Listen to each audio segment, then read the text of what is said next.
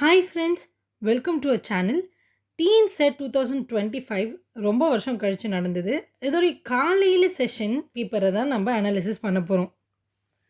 இந்த அனாலிசிஸோட ஒரு முடிவில் உங்களுக்கு ஒரு கிளியர் வியூ கிடைக்கும்னு நான் நம்புகிறேன். வாங்க, அவங்க எப்படியெல்லாம் கேட்டிருந்தாங்க, எந்த மாதிரி ஜானரில் வந்திருந்தது அப்படின்ற அசஸ்மெண்ட்டை நம்ம பார்க்கலாம். ஃபர்ஸ்ட் கொஷினே பை சார்ட் மாடல் கேட்டிருந்தாங்க. என்னென்னா 18% இந்த மாதிரி நம்மளுக்கு டிஐயில் வரும் இல்லையா, டேபிளில் இந்த எல்லா பர்சன்டேஜும் கொடுத்துருந்தாங்க. மெக்கானிக்ஸ் இவ்வளோ பர்சன்டேஜு, அதுக்கப்புறம் ஸ்கூட்டர் அப்படின்னு சொல்லி தனித்தனியாக இவ்வளோ இவ்வளோ பர்சன்டேஜ்னு கொடுத்துருந்தாங்க. அதில் 18% இருக்கிற காம்போனண்ட்டை மட்டும் எவ்வளோ டிகிரி அப்படிங்கிறத கால்குலேட் பண்ணணும் ஃப்ரம் சென்டர். இதுதான் ஒரு கொஷின். ஸோ இதில் ஒரே ஒரு டிஐ கொஷின் மாதிரி தான் இருந்தது. அதுவும் ஒரு கொஷின் தான், செட் ஆஃப் 5 கொஷின்ஸ்லாம் இல்லை. ஸோ இந்த சென்ட்ரல் ஆங்கிளை கண்டுபிடிக்கணும் அப்படிங்கிறது தான் question. Pie chart model. Aptitude பார்த்தோன்னா ஒரு ஆல்மோஸ்ட் இது சேர்த்தே ஒரு 10 கொஷின்ஸ் மாதிரி ஆப்டி வந்து நிறைய கேட்டிருந்தாங்க. அங்கே இங்கே ஆவரேஜ் கண்டுபிடிக்கிற மாதிரி ஆப்டிடியூட் இருந்தது, பர்சன்டேஜ் கண்டுபிடிக்கிற மாதிரி இருந்தது, பர்சன்டேஜ் இன்க்ரீஸ் கண்டுபிடிக்கிற மாதிரி இருந்ததுங்க. ஒன்றுத்தோடைய ரேட் இந்த வருஷத்தில் இந்த மாதிரி இருக்குது, அது அடுத்த வருஷத்தில் இவ்வளோ இன்க்ரீஸ் ஆகிடுச்சு. So what is the increase in percentage அப்படின்னு ஒரு டைரெக்டான பர்சன்டேஜ் கொஷின். அடுத்து பார்த்தோன்னா ஆவரேஜ் கொஷின் எப்படி இருந்ததுன்னா 5 டேட்டாஸ் கொடுத்துருந்தாங்க. ஸோ இதோட ஃபுல் வந்து 8, அதோடைய ஆவரேஜ் 8, 1 to 5 ஆவரேஜ் வந்து 8. ஃபஸ்ட்டு ரெண்டோடது ஒரு நம்பர் அண்ட் லாஸ்ட் ரெண்டோடது ஒரு வேல்யூ. ஸோ இந்த நடுவில் இருக்க நம்பர் என்ன அப்படின்றது தான் கேள்வி. அடுத்து இன்னொரு கேள்வி பார்த்தோன்னா ஃப்ராக்ஷனில் கொடுத்துருந்தாங்க 7/1 or சம்திங், அப்புறம் 8/, சம்திங், ஐ திங்க் 8 அது 13. ஸோ இந்த மாதிரி ஃபுல்லாக கொடுத்துட்டு இதை அசெண்டிங் ஆர்டரில் எழுத சொல்லியிருந்தாங்க.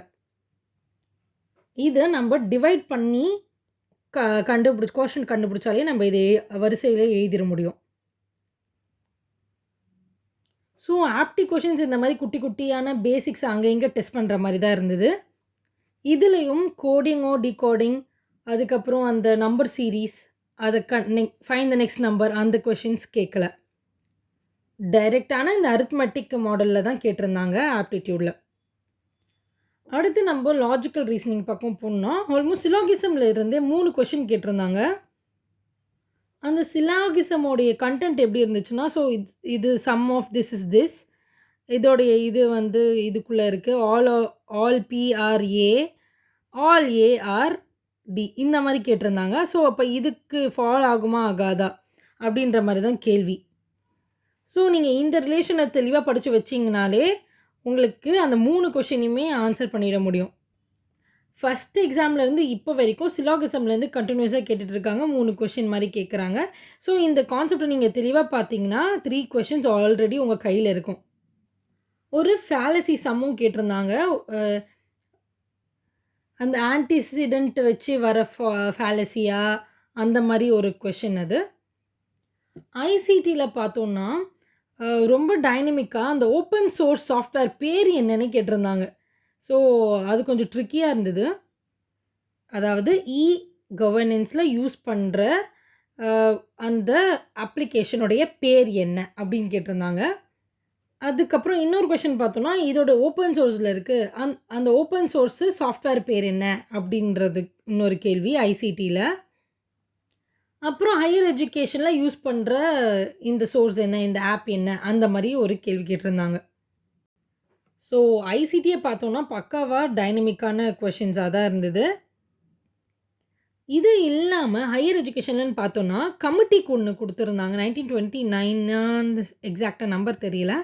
ஸோ அந்த கமிட்டியோட சேர்மேன் கொடுத்துட்டு அதோடைய இயர் கேட்டிருந்தாங்க.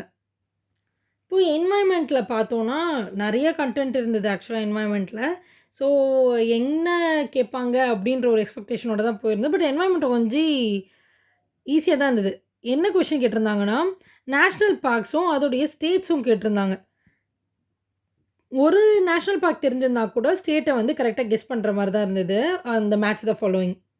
மற்றபடி எல்லாமே ஒரு மாதிரி ஜென்ரல் கொஷின்ஸ் தான். ஸோ ஸ்பெசிஃபிக்கான கொஷின் தான் இப்போ நான் சொல்கிறேன்.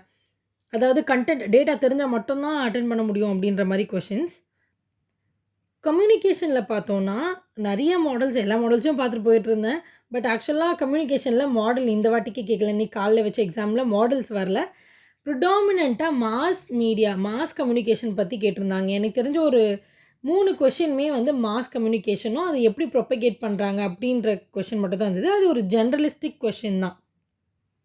கொஸ்டின படிச்சு பார்த்தாலே ஆன்சர் போடுற மாரி தான் இருந்தது. அந்த மாஸ் மீடியா கொஸ்டின். இது மட்டும் இல்லாம, இன்னொரு டைப் அந்த செய்கையில வரும் இல்லையா? நான் வெர்பல் கம்யூனிகேஷன். ஸோ, அதுக்கு டச் வச்சுன கொஸ்டின்ஸ் எனக்கு கேட்டிருந்தாங்க. அசர்ஷன் ரீசன் மாடல்ல அது கேட்டிருந்தாங்க. ஸோ, கம்யூனிகேஷனும் பேசிக்கா தெரிஞ்சா அட்டெண்ட் பண்ற மாரி தான் இருந்தது. ஸோ, மாடல்ஸ் பேஸ் பண்ணது பெருசா இல்ல. ஸோ, ஜென்ரலா ஓரளவுக்கு நம்மளுக்கு கம்யூனிகேஷன் தெரிஞ்சா அட்டெண்ட் பண்ற மாரி தான் இருந்துச்சு. Teaching aptitude.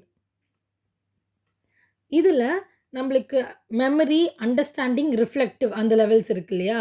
அது பேஸ் பண்ணின கொஸ்டின் இருக்கு. ஒரு சினாரியோ குடுத்துட்டு, இது எந்த லெவல் மெமரி லெவலா, அண்டர்ஸ்டாண்டிங் லெவலா, இல்ல ரிஃப்ளெக்டிவ் லெவலான்னு சொல்லிட்டு சூஸ் பண்ற மாரி இருந்துச்சு. கொஸ்டினோட கன்டென்ட் என்னன்னா, அவங்க ஒரு விஷயத்த புதுசா பார்த்துட்டு, அப்சர்வ் பண்ணி, அத அவங்களுடைய எக்ஸிஸ்டிங் மெமரியோட சீக்வென்ஸ் கூட ஆட் பண்றாங்க. இதுதான் கொஸ்டின். அப்ப அது வந்து மெமரி லெவலா, அ அண்டர்ஸ்டாண்டிங் லெவலா, ரிஃப்ளெக்டிவ் லெவலா? இதான் வந்து கேள்வி. அடுத்த கொஸ்டின் அடாலசென்ட் லேர்னர்ஸ் பத்தி இருந்தது. இது வந்து ஐ திங்க் ரிப்பீட் ஆயினே இருக்கு. அடல்ட் லேர்னர்ஸும், அடாலசென்ட் லேர்னர்ஸும் மாறி மாறி கேட்டுட்டே இருக்காங்க. ஸோ, அதோட குவாலிட்டீஸ கண்டிப்பா டீட்டெயிலா பார்த்துட்டு போயிடுங்க. அடல்ட் லேர்னர்ஸ் போன வாட்டிக்கு கேட்டிருந்தாங்க. இப்போ கேட்டிருந்தது எங்க காலையில பேட்சுக்கு கேட்டிருந்தது அடாலசென்ட் லேர்னர்ஸ். ஸ்டேட்மெண்ட் டைப் கொஸ்டினா கேட்டிருந்தாங்க. அவங்களோட குவாலிட்டீஸ் வச்சு. அதாவது அடல்ட் லேர்னரோட குவாலிட்டிய அடாலசென்ட் லேர்னருக்கு குடுத்து, அப்படி கன்ஃப்யூஸ் பண்ணி கேட்டிருந்தாங்க. பட் நம்மளுக்கு ஒரு தடவ ரீட் பண்ணியிருந்தாலே, இது அடாலசென்ட் லேர்னருக்கு வரும், இல்ல வராது அப்படிங்கிறது பார்த்த உடனே தெரிஞ்சிருக்கிற மாரி தான் இருந்தது. டீச்சரோட கேரக்டரிஸ்டிக்ஸ் ஒரு கொஸ்டின் கேட்டிருந்தாங்க. எந்த 2 கேரக்டரிஸ்டிக்ஸ் வந்து டீச்சர்ஸ்க்கு இருக்கணும், அதே மாரி 1, 2, 3 அப்படின்னு சொல்லிட்டு லைனா ஸ்டேட்மெண்ட்ஸ் குடுத்துட்டு, எந்த குவாலிட்டீஸ் டீச்சருக்கு இருக்கணும் அப்படின்னு கேட்டாங்க. ஸோ, நம்ம 1, 2, 3 ஃபாலோ, 1, 2 ஃபாலோ அந்த மாரி நம்ம செலக்ட் பண்ணி போடணும். ஸோ, நம்ம கேரக்டரிஸ்டிக்ஸ டீட்டெயிலா மேலாக்க பார்க்காம கொஞ்சம் டீட்டெயிலா பார்த்து வச்சோம்னா, நம்மளால இது பார்த்தோனே நம்ம செலக்ட் பண்ணிடலாம். அடுத்து ரிசர்ச் ஆப்டிட்யூட். இதுக்கு தான் நான் கொஞ்சம் பயந்துட்டே இருந்தேன். எப்படி கேட்டு கன்ஃப்யூஸ் ஆகி என்ன பண்ண போறோமோ தெரில அப்படின்னு சொல்லி. பட் இந்த பேட்ச்ல கேட்ட கேள்விக்கு பார்த்தோம்னா, மோஸ்ட்டா மேட்ச் த ஃபாலோவிங் மாரி அண்ட் அசர்ஷன் ரீசன் மாரி கேட்டதுனால கொஞ்சம் ஈஸியாவே இத ஹேண்டில் பண்ண முடிஞ்சது. ஸோ நம்மளுக்கு 1, 2 தெரியும்ல ஷார்ட்டா. அத வச்சு அழகா மேட்ச் பண்ணி பண்ணிட முடிஞ்சது. எக்ஸாம்பிள் நம்மளுக்கு ஒரு சில டிஸ்கிரிப்டிவ்க்கும், காஸ் எஃபெக்ட் காரிலேஷன் இந்த காஸ் எஃபெக்ட்டுக்கும், காரிலேஷனுக்கும் மேபி கன்ஃப்யூஷன் எனக்கு இருந்துச்சு ரொம்ப நேரத்துக்கு. ஸோ, இந்த மாரி ஒரு குட்டி, குட்டி கன்ஃப்யூஷன்ஸ், மைல்ட் கன்ஃப்யூஷன்ஸ் அங்க, இங்க வரும். இந்த ரிசர்ச் டைப்ஸ்ல. இப்போ இவங்க வந்து மேட்ச் த ஃபாலோவிங்காவும், பேரிங் அந்த மாரி கேட்கவும் வந்து இன்னும் ஈஸியாவே போயிருந்தது. Research aptitude. ரிசர்ச் ஆப்டிட்யூட்ல சாலிடா 5க்கு மேல கேட்டிருப்பாங்க கொஸ்டின்ஸ். அண்ட் ஈஸியா தான் இருந்தது. ஃபுல்லாமே வந்து focused on types of research base பண்ணி மட்டும் தான் வந்து ரிசர்ச் ஆப்டிட்யூட்ல கேட்டிருந்தாங்க. அண்ட் ஒரே ஒரு கொஸ்டின் மட்டும் ரிசர்ச் ப்ராசஸ் பத்தி இருந்தது. ஸ்டெப்ஸ் இருக்கும் இல்லையா? ரிசர்ச்ல. அதில எந்த ஸ்டெப்பு இந்த ரிசர்ச்க்கான என்டையர் ஸ்கீமா ப்ரொவைட் பண்ணும் அப்படிங்கிறது ஒரு கேள்வி. மத்தபடி பார்த்தோம்னா, ரிசர்ச் ஆப்டிட்யூட்ல வந்த எல்லா கொஸ்டின்ஸுமே டைப்ஸ் ஆஃப் ரிசர்ச். இதுக்கு இந்த ரிசர்ச்ச மேட்ச் பண்ணுங்க, பேர் பண்ணுங்க. எந்த ரிசர்ச்க்கு எது வரும்? டிஸ்கிரிப்டிவ்ல என்ன நடக்கும்? அதே மாரி எக்ஸ்பெரிமெண்டல்ல என்ன நடக்கும்? எக்ஸ் போஸ்ட் ஃபேக்டோ அதில என்ன நடக்கும்? ஸோ, இந்த மாரி நம்மளோட டைப்ஸ் ஆஃப் ரிசர்ச்ச தெளிவா தெரிஞ்சு வச்சிருந்தோம்னா, கண்டிப்பா இந்த 5மே எடுத்துடுற மாரி தான் கேள்வி கேட்டிருந்தாங்க. அடுத்து பார்த்தோம்னா, காம்ப்ரிஹென்ஷன் கேட்டிருந்தாங்க. அந்த காம்ப்ரிஹென்ஷன் ஏஐ பத்தினது. அதுவும் ஹிண்டுல ரீசென்ட்டா 2023ல வந்த ஆர்டிக்கிள் எடுத்தே அப்படியே தான் குடுத்துருந்தாங்க. வித் ஆத்தரோட குடுத்துருந்தாங்க. அந்த ஏஐ பத்தி ஆத்தர் ஷேர் பண்ண சஜஷன்ஸ். ஏஐ வந்து ஃபாஸ்ட்டா க்ரோ ஆவுது. இதனால என்ன சேலஞ்சஸ் வரும்? அப்படிங்கிற மாரி தான் அந்த ஆர்டிக்கிள் ரீட் ஆச்சு. அதனால வர சேலஞ்ச் பார்த்தோம்னா, பயங்கரமான இன்னோவேஷன்ஸ், ரிசர்ச்சஸ் அதிகமா இன்க்ரீஸ் ஆயிடும். ஸோ, நம்பளுக்கு அத ஹேண்டில் பண்ணக்கூடிய மெக்கானிசம் இல்ல. நம்ப கிட்ட ஸ்லோவான பேட்டன்டிங் ப்ராசஸ் தான் இருக்கு. இத வச்சு இப்போ ஏஐ மூலியமா டக்கு டக்குன்னு நெறைய பண்ண முடியுது. ஸோ, ஐடியாஸ் எல்லாம் சீக்கிரமா பேப்பர் ஃபார்ம்ல கன்வெர்ட் ஆவுது. இத ஸ்லோ பேட்டர்ன் வச்சுட்டு, ப்ராசஸ வச்சுட்டு, நம்பள இந்த டிமாண்ட வந்து சரி செய்ய முடியாது அப்படிங்கிறது தான் அந்த ஆர்டிக்கிள். ஸோ யுஎன்னோடைய ஹெல்ப் வச்சு நம்ம ஒரு ஃப்ரேம் ஒர்க் ஃபார்ம் பண்ணணும். To address this increasing demand due to AI growth and patenting. இந்த மாரி தான் அது அந்த என்டையர் பேராகிராஃபே ரீட் ஆச்சு. And questions were direct. இப்போ நம்போ யூசுவலா ரொம்ப ஸ்ட்ரெய்ட்டா இருக்கும்ல பார்த்தீங்களா? நம்மளுக்கு பேராகிராஃப் படிச்சோனே அப்படியே பிராக்கெட் போட்டு அப்படியே எழுதுற மாரி இருக்கும்ல. இது கொஞ்சம் பிராக்கெட் போட்டு எழுதுற மாரி இல்ல. கொஞ்சம் நம்போ அந்த பேராகிராஃப பரவால்ல டைம் எடுத்து கொஸ்டின் படிச்சுட்டு, ஒரு சில பேர் கொஸ்டின் படிச்சுட்டு நம்ம பேராகிராஃப்லேருந்து கண்டுபிடிக்கலாம். அப்படின்ற மெத்தடும் யூஸ் பண்ணுவாங்கல்ல. ஸோ அப்படி இருக்கிறத விட எனக்கு தெரிஞ்சு ஒரு தடவ ஸ்பீடா அந்த பேராகிராஃப ரீட் பண்ணிடுங்க. பண்ணிட்டு அதுக்கப்புறம் நீங்க கொஸ்டின பார்க்குறப்போ உங்களுக்கு ஆன்ஸரே அப்படியே தெரியுது. கொஸ்டின படிச்சுட்டு நீங்க திருப்பி பேராகிராஃப் பார்க்குறப்போவும் நீங்க வந்து ரீட் பண்ற மாரி தான் இருக்கு ஃபுல்லா. ஸோ நான் அப்படி பண்ணதுனால எனக்கு கொஞ்சம் டைம் அதில கன்சியூம் ஆச்சு. அதனால தான் உங்களுக்கு சொல்றேன்.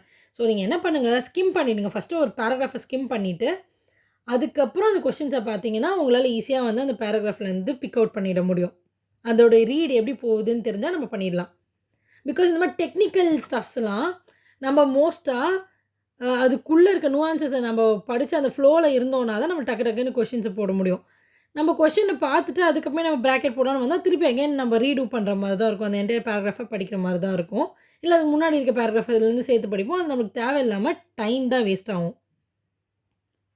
ஸோ ஓவராலா பார்த்தோம்னா, இந்த பேப்பர் 1 ஈஸியா தாங்க இருந்தது. ஸோ நல்லாவே பண்ணியிருக்க முடியும். அப்கமிங் எக்ஸாம்ஸ்க்கு நீங்க என்ன பண்ணணும் அப்படின்னு பார்த்தோம்னா, எனக்கு தெரிஞ்சு டிஐ பெருசா இவங்க ஃபோக்கஸே பண்ணல. டிஐ இருக்குன்றதே மறந்துட்டாங்கன்னு நெனைக்கிறேன் நம்பளோட டிஆர்பி.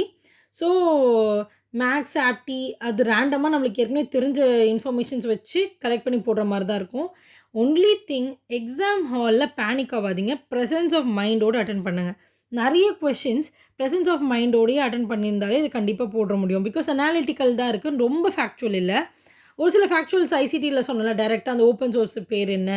அதெல்லாம் நம்மளுக்கு ட்ரிக்கி தான். அத நம்ம எவ்வளோ ஃப்ரீ மைண்டோட பார்த்தாலும் நம்மளுக்கு தெரியும்னா தான் எஸ்னா எஸ், நோனா நோ தான். பட் அது இல்லாம பார்த்தோம்னா, statement questions, assertion reason question இந்த கொஸ்டின்ஸ் எல்லாம் நம்ப ஓரளவுக்கு அந்த ரியல் டைம்ல நம்ம கொஸ்டின்ல என்ன சொல்றாங்க அப்படின்றத புரிஞ்சுட்டு ஆன்சர் பண்ணணும்னு நெனச்சாலே ஓரளவுக்கு பண்ணிட முடியுது.